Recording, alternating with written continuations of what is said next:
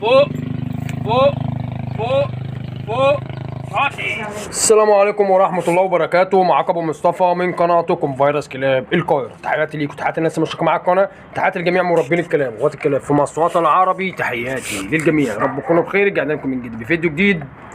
طبعا يا جماعه ادي الكلبه لاسي بعد فتره من العلاجات، والحمد لله بفضل ربنا زي ما انتم شايفين كده يا جماعه. الكلبه بتاكل وتتمتع بصحه جيده. ربنا يبارك لصاحب الكلبه يا رب، الاستاذ عماد من الشخصيات المحترمه، وربنا يبارك له فيها يا رب، وربنا يكمل شفاها ويتم شفاها على خير ان شاء الله. لسه مكملين مع علاجات الكلبه لاسي ومراحل علاجاتها، وان شاء الله امر الله زي ما انتم شايفين كده يا جماعه. الحمد لله بفضل ربنا الجسم كله بقى ملأ قشور، اللي هي القشور بقى نتيجة المرض اللي كان عندها. بقاش فيه أي التهابات خالص ولا أي حاجة خالص في وشها. وادي ودانها من جوه نضيفة، أصبحت كويسة جدا. وادي الود التانية اللي كان فيها تعورتين كده برضو زي ما انتم شايفين كده يا جماعة اهو، اتقشروا والحمد لله بقى كويسة. وادي وش الكلب اهوت بقى كويس جدا، وشعرتها بقت تلمع جدا وكويسه، بقاش فيها اي مشكله ولا عندها عماص ولا عندها اي حاجه. وزي ما انتم شايفين الجلد الشعر اهوت كله كاسه اهو، زي ما انتم شايفين كله اهو كله كاسه من تاني الحمد لله بفضل ربنا. وادي المكان اللي كان عنده ورم هنا زي ما انتم شايفين الحمد لله بفضل ربنا. وادي جسم الكلبه الحمد لله بتتمتع بصحه جيده. ربنا يبارك للاستاذ عماد فيها يا رب. زي ما احنا قلنا يا جماعه احذروا من المربين وغواة الكلاب الجهلاء ومشاكل بقى اليوتيوب والقنوات الجهلاء، واللي هو المعلومات التقليديه، واللي هو طبعا يقول لك اعمل 1 2 3 وبيطبق حاجات تانية.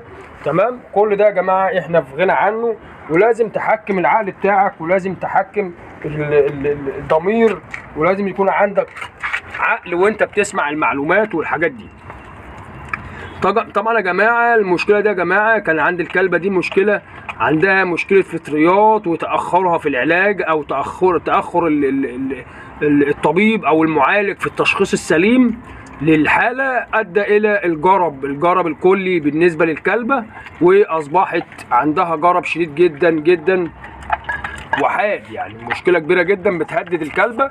وطبعا بعد ما الاستاذ عماد بقى صرف مصاريف باهظه ابتدى يلجأ لليوتيوب زي ما احنا قلنا يا جماعه، وتجربه الزيت المستعمل او الزيت الوسخ او الزيت اللي هو بتاع العربيات بتاع اخينا ابو بنوره.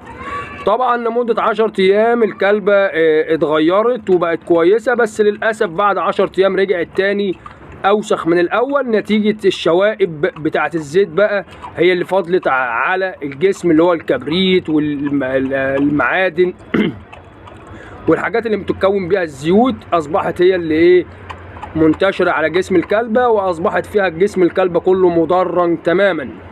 وطبعا زي ما انتم شايفين الحمد لله بفضل ربنا عانينا عناء كبير جدا مع الكلبة، بحيث ان احنا نطلع بقى الشوائب والاملاح والحاجات دي للكلبه. وطبعا زي ما احنا قلنا يا جماعه المعلومه بتاعت الزيت الوسخ او الزيت المستعمل كانوا بيستخدموها العرب او القبائل للخيول والجمال، علشان الكفوف بتاعتهم بتبقى غليظه وسميكه، كانت بتلتهب نتيجه الرمال السخنه والحاجات دي او المسافات الطويله. بيستخدموا هنا الزيوت نتيجه اللي هو ما عندهمش كثره الادويه والحاجات دي كلها. تمام كده يا جماعه، زي ما احنا زمان شايفين الحمد لله بفضل ربنا. ادي حاله الكلبه لاسي بنطمنكم عليها وبنعرفكم الدنيا فيها ايه. الحمد لله بفضل ربنا نتيجه مش هنقول مبهره، نتيجه الحمد لله بفضل ربنا بدون غرور، نتيجه فوق المبهره كمان. ولسه مكملين مع الكلبه ان شاء الله وبامر الله، لسه كمان مكملين معاها، وان شاء الله بامر الله ربنا ييسر الحال. والكلبه دي يا جماعه كمان عندها مشكله كمان في عقم الخلفه، وان شاء الله امر الله دايرين على المشكله برضو، هنشتغل عليها ان شاء الله بامر الله، والشافي من عند ربنا، والخلفه طبعا باذن ربنا. احنا بنكون اسباب وبنكون سبب من ضمن العلاجات ومن ضمن الشفاء. يا رب يكون فيديو النهارده عجبكم، وان شاء الله بامر الله باذنك يا رب تابعونا الفيديوهات الجايه. بس نأسف بس لسوء التصوير، لان طبعا زي ما احنا قلنا يا جماعه الكاميرا عندنا برضو لسه في الصيانه، ولسه واخدنا معاك جديد لاستلام الكاميرا والتليفون، بحيث ان احنا ان شاء الله بامر الله نصور بدقه اعلى من كده ان شاء الله بامر الله، وتعجبكم ان شاء الله. انتظروا ان شاء الله بامر الله المزيد من الفيديوهات. يا ريت يا جماعه بعد اذنكم يا ريت نكتر من الشير واللايك. اللايك بيفرق معانا كتير جدا في انتشار المعلومه وانتشار الفيديو. ما تبخلش علينا باللايك، وما تبخلوش علينا بالتعليق الجميل، سواء التعليق الايجابي او السلبي، بس يكون بالنقد البناء، يعني يكون بنقد البناء، مش هنزعل ولا هنغضب زي بقيه الناس، لان كلنا بنخطأ وكلنا وخير الخطائين التوابين. تمام كده يا جماعه،